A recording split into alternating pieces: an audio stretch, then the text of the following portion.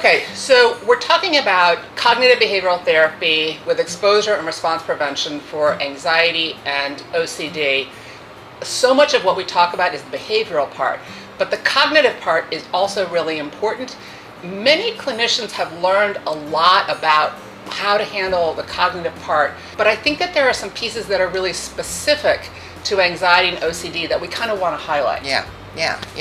And I don't know if we should say anything. I mean, what we don't do with clients is we don't spend a lot of time before they do the behavioral part. We don't want to spend a lot of time having a conversation about, what are you thinking and what's the likelihood that that's going to happen and is this, black or white thinking. I mean, you can do a little bit of that, but I would say what's more helpful for a client is the two of you together come up with some statements on how they're going to direct themselves into the discomfort and through it. That's a more helpful cognitive approach than to be having a lot of conversation with their anxiety story and why they don't think they can do it and what's the likelihood of it. Do you have any examples of how you might help a client direct their way through it?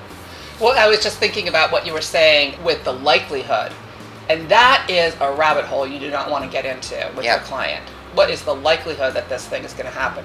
What's the likelihood that this mole that I want to go check with my doctor about is actually cancer? What's the likelihood that the plane that I'm going to fly in is actually going to crash? I mean, the likelihood conversation is just, that's not a good direction to go into. And I think I like to think about with my clients, like, none of us can know for sure about a whole lot of different things, and that's okay.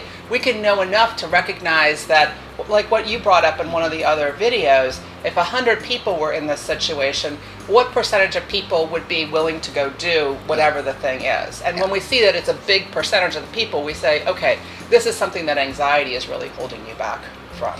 Yeah, and I think it's helpful for them to see that anxiety and OCD is very selective, that they're only, wanting this reassurance about the likelihood and whatever around a very specific thing. Yes. But in other areas of their life, they're living with uncertainty, and they're willing, even if it's possible, they get in a car that's one I use. Right. They get in a car every day, even though it is likely, at some time in their life that they're going to get in a car accident, but they're willing to take that risk because they value that a car helps them be independent. It gets them to go out to dinner or get to a job. So in their life, they have these skills, but they've kind of lost the skills in this very selective area that they're vulnerable around. Right. And so we really want to work with them and not having lots of conversations about what they're thinking and what might happen, and just more directing them into, I'm going to take a step towards this. We need to come up with an example, but I'm willing to take a step towards this because I want my life back. Yes. I'm going to feel scared, and that's okay. I can handle feeling scared and do this anyways.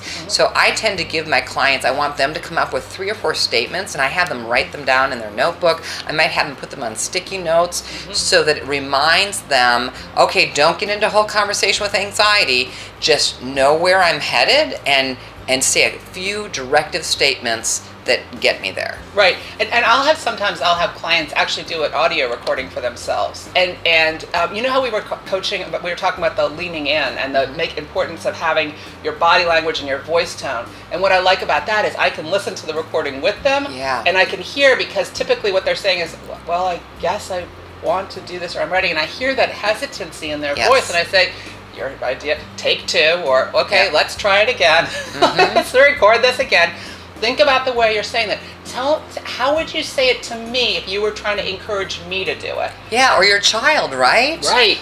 Or a dog, if you have a dog, if you're like, oh, maybe we should go through the creek, what do you think, buddy? No, but if you're like, come on, let's go, we're going to get walking, the dog's like, okay. Right? Exactly. And so helping our clients see that they can use those little directive statements to themselves to help themselves move through whatever that next stage is. And it can be more specific about what they're going to do in terms of a particular situation, or it can be more general, what they're going to do when they have this particular anxiety feeling.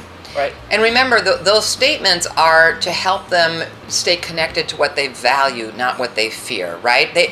Where do I want to be going, and how do I want my amygdala to experience it? So when you're creating these short statements that are very directive, that's kind of helpful. You don't want to create them for your client. You really want your client to come up with ones that really make sense to them, and then to practice them with you and in their car on how they can do that. And then, like you were just saying, with their spouse or with their children or with their dog, there's lots of ways to practice having directive statements that take you towards what you want to do, even if you're scared. Right. I think about a kid that I worked with who had terrible fear of dogs, and his grandmother had a dog, and she had, ever since he developed the fear of dogs, she'd kept the dog locked away when he came over, or she would go to his house.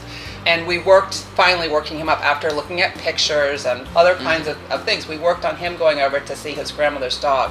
And we worked on these kinds of statements. And it was great to have him work on it, not to have the parents just telling him the statements. It's interesting how that doesn't work, right? Yes, to have somebody else telling you. Super important, actually. Yes, can feel coercive or like they just don't understand. But when you're telling yourself that this is what you want, and what he was saying is, I want to be able to go over to my grandmother's house. He was very close to his grandmother, and it really bothered him that he wasn't able to spend more time with her because of this problem with the dog. But more than that, he was working on this to get to his best friend's house who had a dog, and his best friend had a gaming system that they really wanted to go over and work on, and the friend had only been able to come over to his house. And he had that motivation, and he said to himself, I'm going to my grandmother's house, the dog's going to be out, I'm going to be frightened at the beginning because that's what my brain's going to do to me, but I'm going to stay there with my grandmother and with this dog, and we're going to have this experience together. And when he had that as his goal, again, not his mom's, not his grandmother's, not his best friend's, he was able to step into it. Yeah. And did you hear how directive your statements were, right? I'm going to do this, and I am going to feel frightened. So validating and owning that we're not trying to get rid of anxiety, we're trying to accept it and allow it and move through it to keep doing what we value. So that was a great example. Yeah.